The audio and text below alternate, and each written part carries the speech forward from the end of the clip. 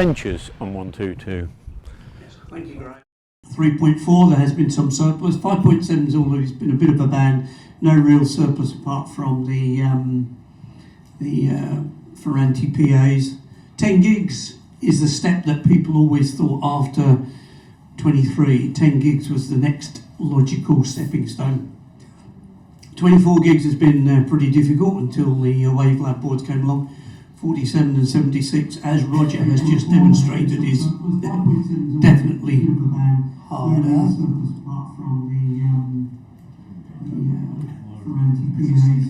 And above 100 gigs, well, I was like most of you who regarded that as just too difficult. Until Jubus in March 2019. 47 and 76 as Roger. What path propagation? Long delay vacuums. I'll just pretend it's EME. Right. Until Jubus came along 4 years ago with the 122 gig for all article. And what that was about the infamous VK3 CV 122 gig transceiver, which was a single PCB that Andrew designed based around the silicon radar chip, which was used in car collision radar systems. It's got an INQ output on receive, which means you can use a normal IF receiver. But on transmit, it was FM only, transmit by modulating the reference, or there is another mode that I don't understand. CW is obviously possible on it. Very simple to get on air, and it does outperform, as Roger said. You know, the receive side is pretty good. The power output is pretty low level though, and it is very, very simple. It really is one chip and a PIC to do the control, and the silicon radar chip has got the mix, the INQ mixer on receive. On transmit, it literally just takes the reference, which is why then you can modulate the 1.9 gig reference, which is an analog device as synthesizer chip. So pretty basic, but very effective, particularly on receive. And it really is that simple to get on air. Getting it ready for use really is literally connect power, a microphone input, and take off the receiver into your IF. And the way it's been programmed, you use 144, 144, 145 as the IF. So very simple to get going in theory.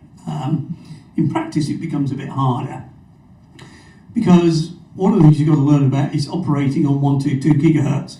And it really is true that on this band, parts really are line of sight. I know certainly below 47, we've proven that microwaves aren't just line of sight, but when you get above 100 gigs, you really are getting into line of sight. When you use Mike MJW's program to do path loss predictions, you need to set the K factor to 1, and that will tell you what you can and can't do. The beam widths you're playing with are pretty narrow, particularly if you're using anything of any gain, and frequency stability is a challenge. The free space loss actually is only 22 dB 100 kilometers, worse than 10 gigs. So your actual free space loss really isn't the big issue. But as Roger alluded to, there are some other factors that come into play above 100 gigs, which are the atmospheric losses. And that's really where it becomes challenging. This is the same graph as Roger put up.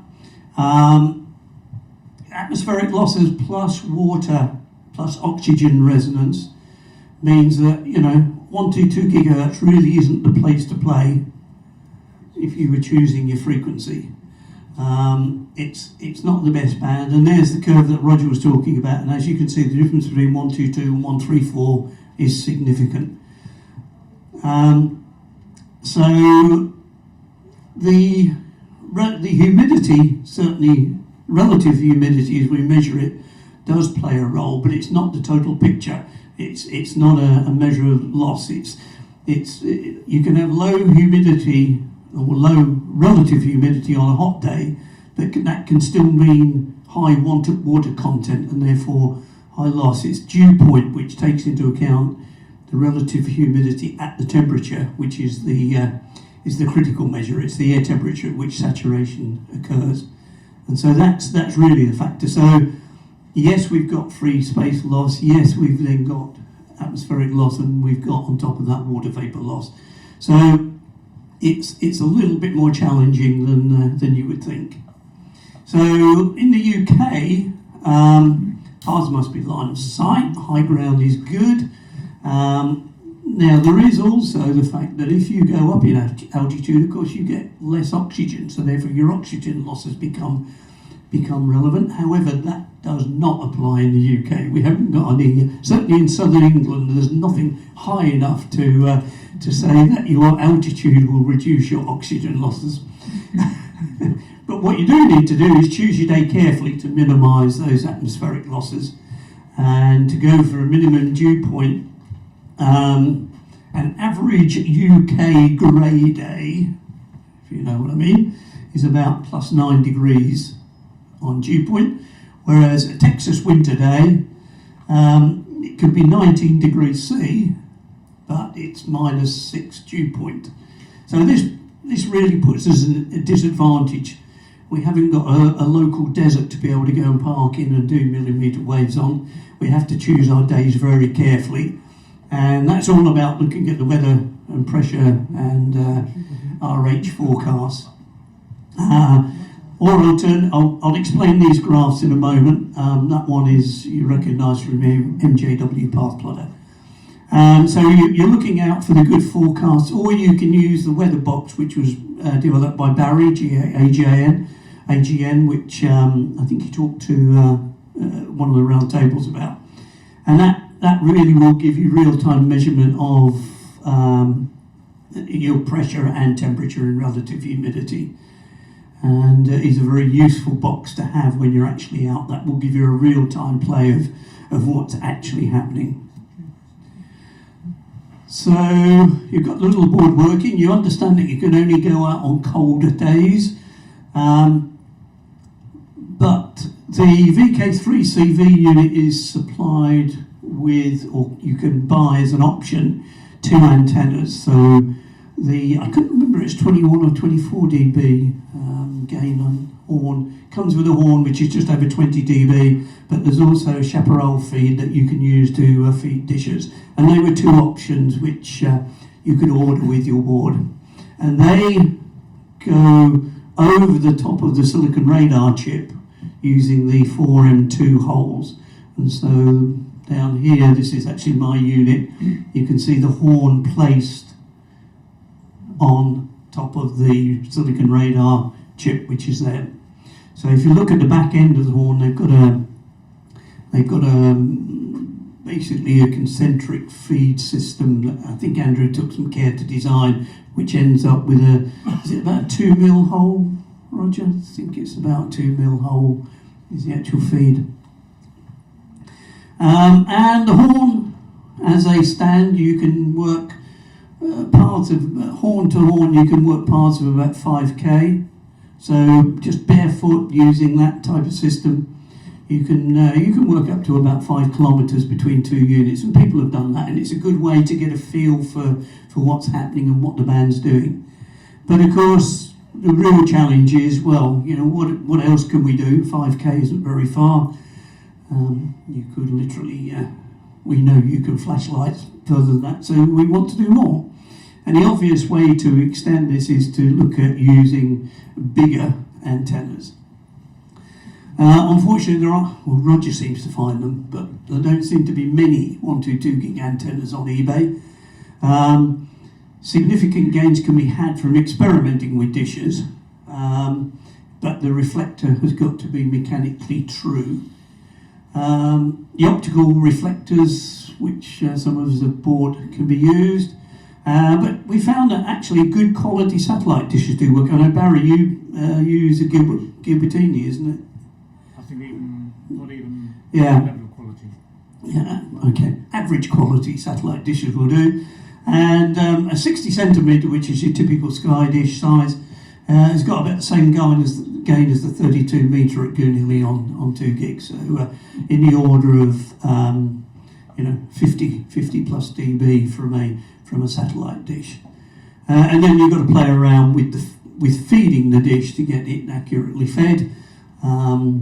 And generally people have found that the VK3CV horn is a good feed point, and some of the people just use rubber bands to attach their transverter to the LNB mount, don't they, Roger? Don't they, Barry? Yes. It works well. It does. Yeah. So to give you an idea of the dish gain you can get at 122, this was by K4ML.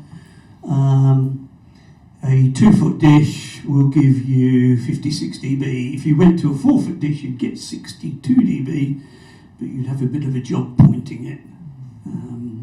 Your dish accuracy becomes incredible at those sorts of gains. So there is gain to be had, and it does make a significant difference.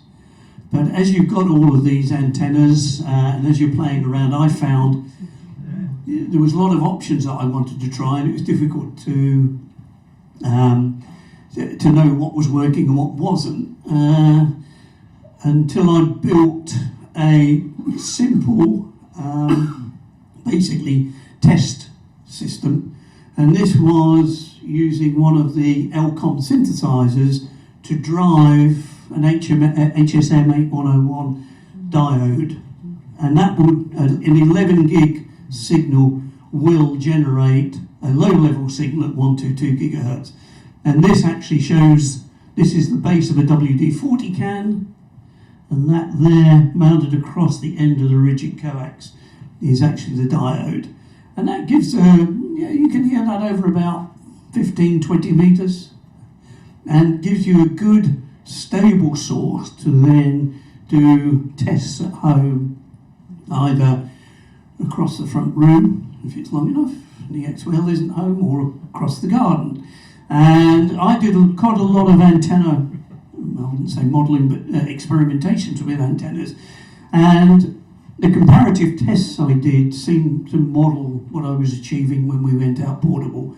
And the good thing is you've always got the VK horn to go back to as a reference. So you can try one dish, compare, get a relative measurement, go back to the horn, get a relative measurement, try another dish. So it is quite a reproducible and good way to do it. And there's all sorts of dishes you can do. I think that's Barry AJN, that was one I tried. G4APV, I'm not sure who that was, but that's a fairly typical arrangement of the transverter mounted at the LNB feed point. This is one I tried, a Cassegrain subreflector mounted on there with a 3D printed holder, which Gareth G4X8 did for me, and it enabled me to move, by tuning these, I could move the subreflector in and out, and it was fed with the VK horn at the back, feeding the Cassegrain. So that was quite interesting. A couple of people have tried mounting the VK actual PCB actually at the focal point. The problem with that, if you're not careful, is you get blockage. The size is becoming significant. Optical dishes, I did experiment with these. I found that the FOD was too deep, but again, people have. This was a French station, can't remember his call sign. He mounted his PCB, or the transverter PCB, actually at the focal point of that. But I spent a long time messing around with that, and in the end decided it wasn't the optimum solution. Fresnel lenses, Roger showed showed some pictures of using Fresnel lenses. There's all sorts of things. This is a slide that Barry AJM put together and shows some work he was doing with the 49 gig MMDS lenses. Lower frequency dishes, I think that's what we've been most successful with. Certainly Dave G8GTZ uses his NEC PasoLink dish, 47 gig dish, and you can see the VK horn poking through and feeding the subreflector there. This was a 47 gig nearer dish that I had.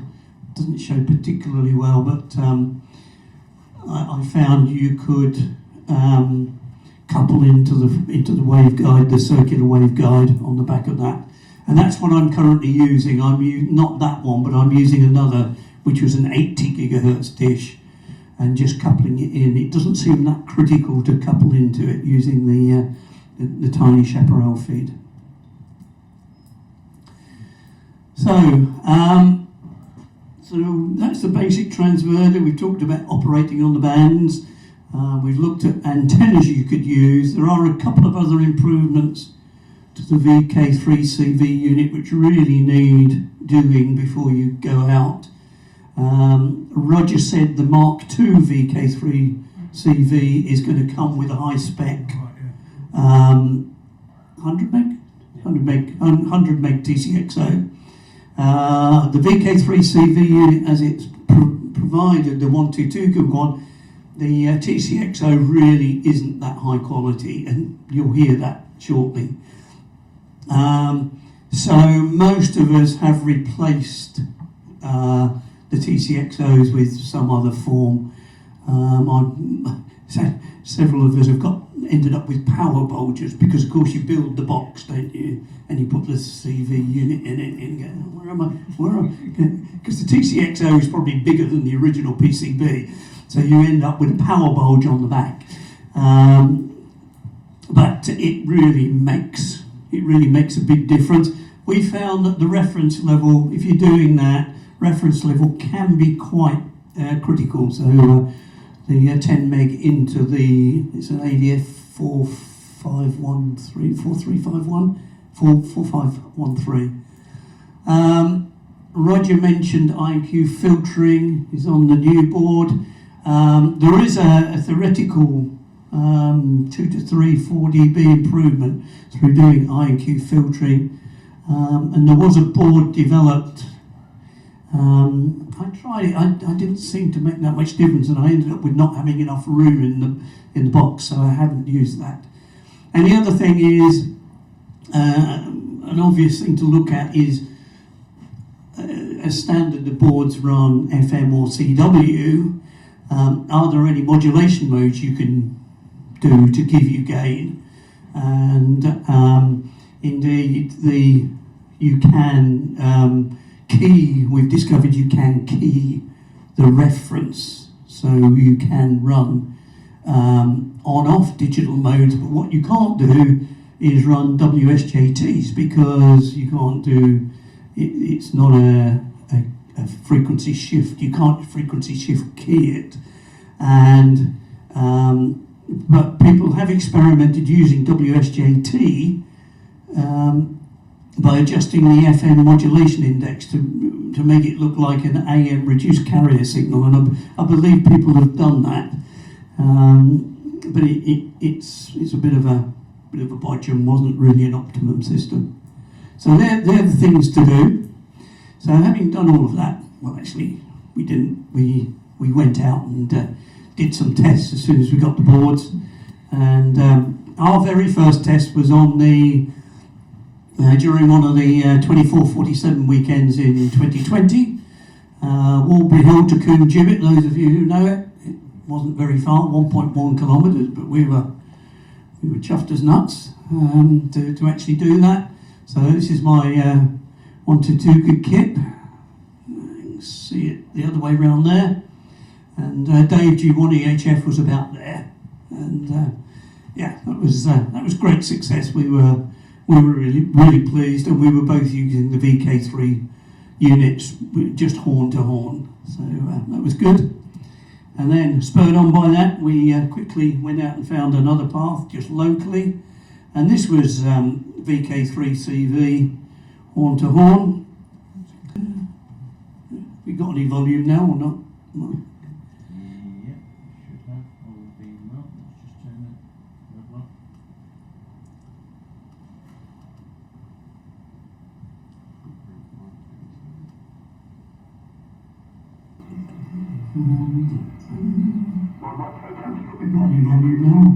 So in the background you can just about hear Dave. Yeah, once it's on frequency it doesn't sound too bad. So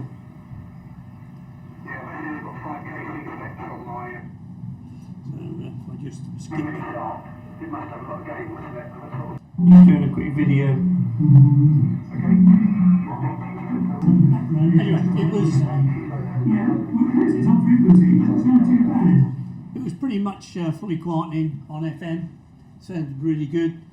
That spurred us on then to do some more paths.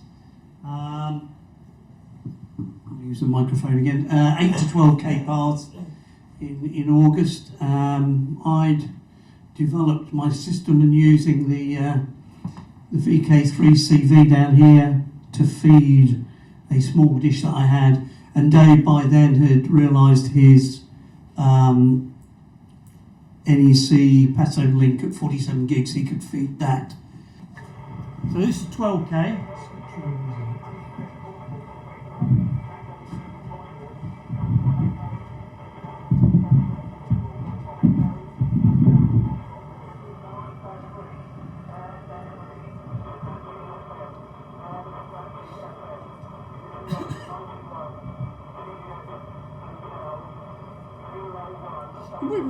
We were pretty excited by that.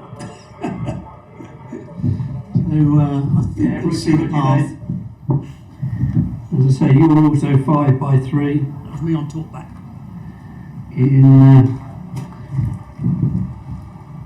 Also quite scratchy FM, and I'm just doing a quick video. So if I zoom in where you are. No, not there. You're not there, you're over there. Here somewhere.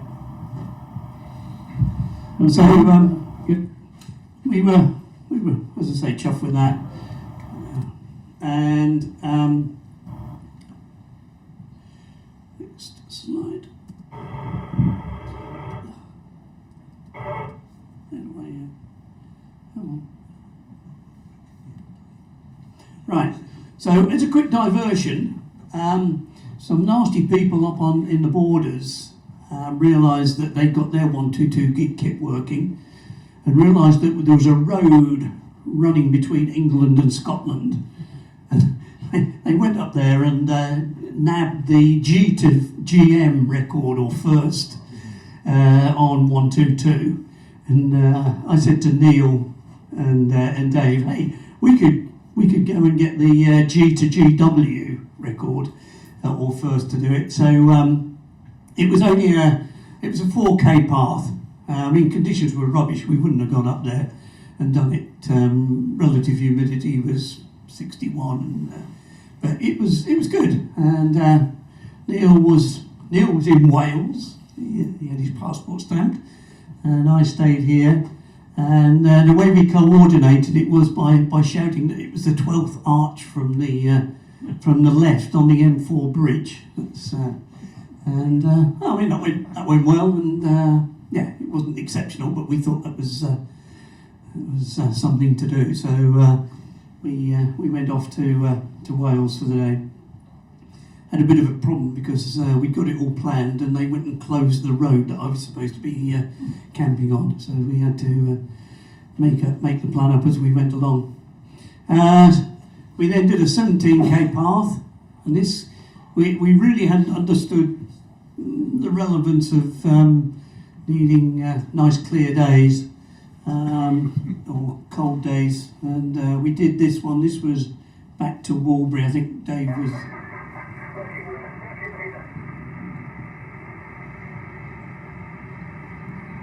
That was him on talkback.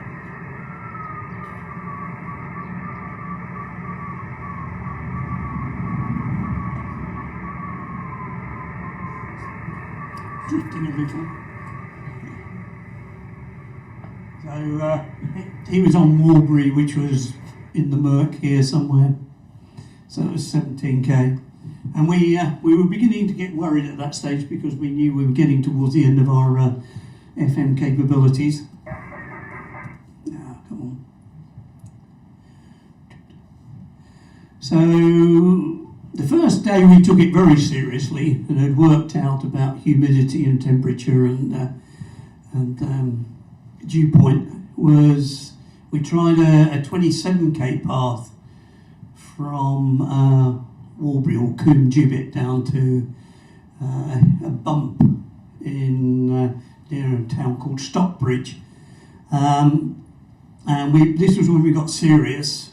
I think it was the weekend of CQ Worldwide or something, and everybody was in their shacks working HF, and we decided it was cold enough, and that day was very cold.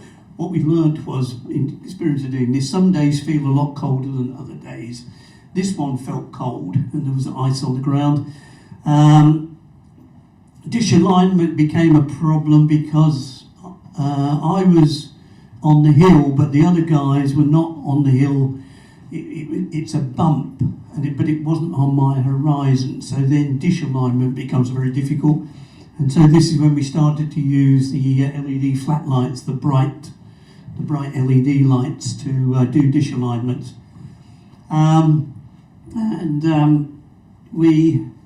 We made it. It was quite tough. And here you see the need for an oscillator.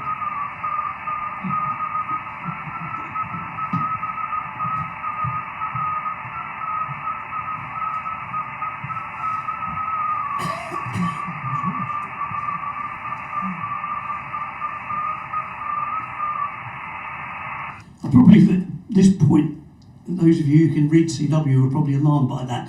I should say that the VK3CV has got a Morse gear in it, a memory, and so I understand that might have been sending my call sign. That was not the case. We realised that we needed to do something about it. Now, the reason for playing that clip is, remember the signal levels that you heard there. I mean, that was quite a readable signal. But we've done that 27k path on a number of occasions, and we found it varies between times. We then got carried away. We thought we'd try 36 kilometres, and don't forget, this is all on a VK3CV unit. And we chose a nice cold day in February. John G8GTZ had joined us. And the nice thing about this path is that the Chilbolton Weather Centre is exactly halfway on the path. So we knew exactly what conditions were like. And you can see the air temperature and the humidity, and actually gave us a dew point of minus 1.6. Because although it was quite warm, the relative humidity was really quite low for the UK at 47. It was, we calculated the gas loss path of that was 23 dB. So here's the issue of alignment. So that is actually a bathroom mirror at 36 kilometres. And that really helped John and Dave G8GTZ, who were at the 9-1 Golf India end, to see me. I was down near Thruxton Racecourse in Hampshire. And John, they saw me when I flashed my bedroom mirror. There's one problem with that form of communication. The sun needs to shine. But John ACE brought his red flat light, and that was visible throughout. And we had stable signals on Optical and 122 for over 3 hours. So that was really a really interesting day.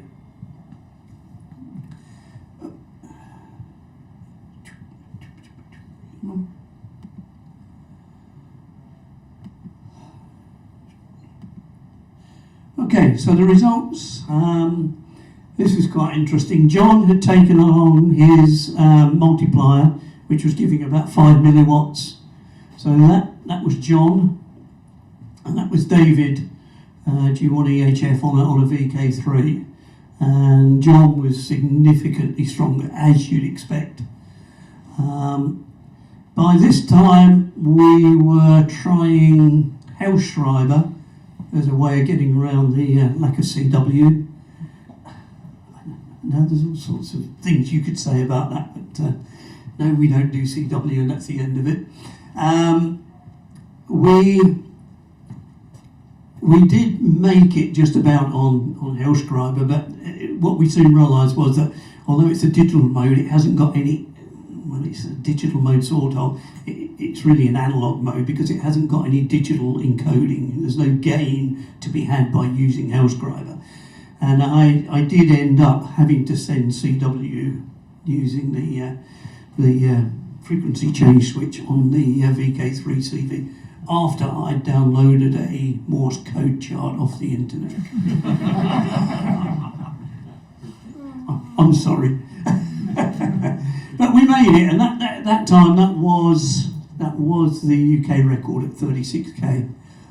But it really was the limit for VK to VK without real CW, as I call it, as some of you in the room would do, or a better data mode. And so I gave this presentation first at the RSGB convention, and G0NBD came up and said, "Have you tried Opera?" And that's a slow rate Manchester encoded on-off mode, and it's used a lot down at the LF frequencies of the kilohertz type frequencies with great success. And so we took a look at it, and it did sound really interesting. Using one of the standard eBay type adapters off a PC, you could drive the VK3 CV from a USB port on a PC,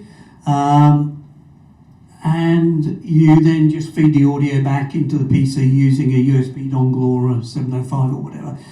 It claims to be able to decode down to minus 20 dB SN, but we're not quite sure what that means. It's a bit nebulous. We haven't found anything that really says anything about it. It was a nightmare to get going. There's only one version that works. The software is no longer supported, and it was so bad. The documentation was so bad that I actually set up a page on the microwave wiki if anybody else fancies to try it. But it really does work really well. We went out and did some Opera tests over that path from Walbury down to Stockbridge, a 27k path. And you heard how strong it was on the audio clip a couple of minutes ago. On that day, we didn't particularly choose the day for weather conditions. We just wanted to go out and do some tests. And it was barely readable on CW. I mean, Neil was there as well. I mean, it was a real struggle to make it work. But the Opera worked, and we got decodes, quite good decodes over the path, and some of the numbers you'll see there. The theoretical limit is minus 21, so a lot of those signals were sort of 5-6 dB margin on them. There's a collection of culprits. Neil in his red jacket, and I think John ACE was with us as well. And it was at this point that a couple of us realised, if nobody else has done it, if you haven't realised, the IC705, a little bit expensive, but boy, is that a good rig for going out microwaving portable. You know, completely battery powered, it's got the spectrum scope, and it's got a built-in audio card for digital, so there's no messing around with sound cards and levels and stuff from rigs. So there's been 1 or 2 converts with that. Okay, almost there. And the final event we want to talk about is one we did with Roger and John, and it's currently the UK record on 122 and 134. Coombe PMR Master, which is near Walbury, to Butser Hill, 51.9k line of sight.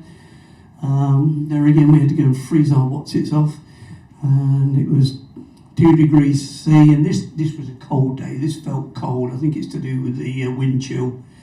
Dew point -3.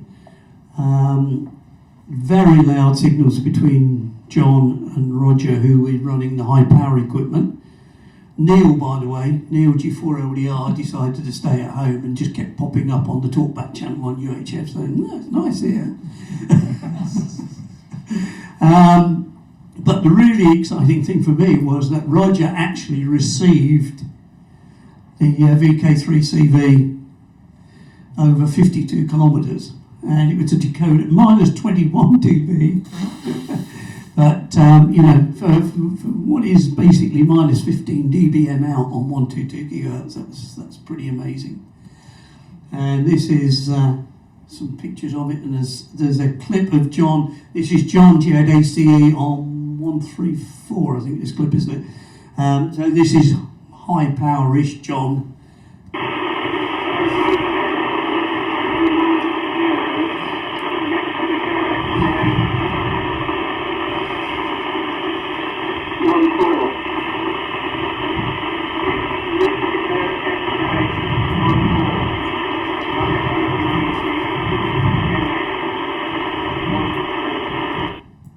Okay, so this was the view from Butser. John, G8ACE, he is, I think that was his 122 gig, 122, 134, that's his red optical flat light. That was actually Roger's 134 receive, which I borrowed for the occasion. Dave G1EHF looking suitably cold over at Butser with Roger's equipment there. You may recognise it from some of the slides. This is proof that Roger did decode me at -21 dB. That was John. No, it wasn't. That was Roger on 134. And I think your comment was, Roger, that that's very loud for 134. And that was my opera decode. As you can see, Roger CUB -9. Well, that's 12 dB in hand. So,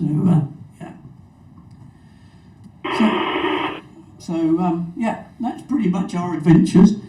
We're nowhere near the world records because they cheat, because they've got high mountains and low dew points.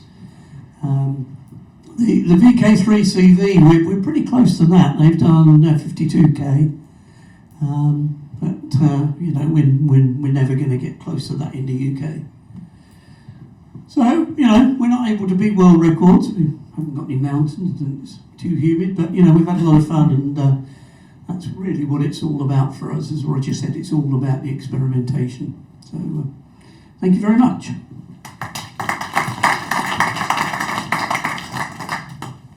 Yes, John? Do you think those VK2CV transceivers are good enough to hear moon noise? I wouldn't have thought so. I mean, the noise, I don't know what the noise figure is on them. I can't remember. Okay, what about sun noise? Sun noise? Sun figures about sun noise. You might hear sun noise. If you had a big enough dish. Yeah, I'll have to try that actually. Yeah, sun noise would be interesting, wouldn't it? Yeah. Do you see ground noise? Do you see a difference if you point at the ground and the sky on a cold day? I'm looking at Roger, I'm not sure. No, I haven't tried it. No, I haven't tried it. No, right, that's... I always remember G3, the guy who lived on Haley Island.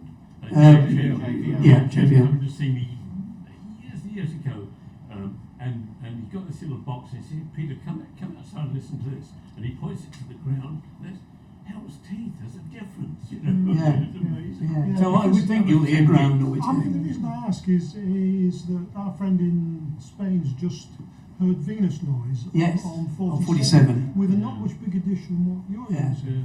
Yeah. He's using a 1.2 cathode. Yeah, it's a very low noise figure. Yeah, I mean, the problem with the VK3CVs, they've got a duplexer on top of the silicon chip. Yeah. So it's single antenna, and that's got a loss in it as So well. what is the noise figure of those things? Do you know? Yeah, that was the number I had in back of my mind. Yeah, because I'm just looking for something to do with mine in East Anglia, because we don't have any hills, and we don't have any deserts, and It's usually wet. yeah, Yeah, it's a bit wet down there, John.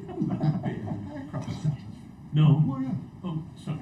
No, just a comment on the opera. I mean, I monitor the low frequency reflector all the time for one of my Yeah. sins, and they daily they have things on there called A Night at the Opera, right?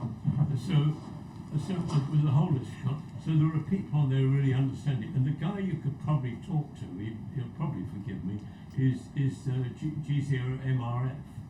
Okay, yeah, Dave. Yeah, Dave. I mean, he's part of our community Okay. anyway, and I would think if there's anybody that really understands it, Okay. the ins and outs, it would be him. We found that there's only one version has got what they call QSO mode, where you can put free flowing text in, and that's that version 1.4.1 or something. But yeah, okay, I'll take a look. Okay, well, thank you, Noel, and Roger as well. Really interesting and pushing the frontiers, and I'm expecting that next year that Dr. Worsnop will be talking on 122 moonbounds and his Successful contact. So I haven't mastered 24. I'm talking about 24 gig moonbounds down at Rowell this year, if anybody's interested. Right. I still haven't had a QSO yet, but I'm getting there. Well, you can talk about not having a QSO on 122 next year.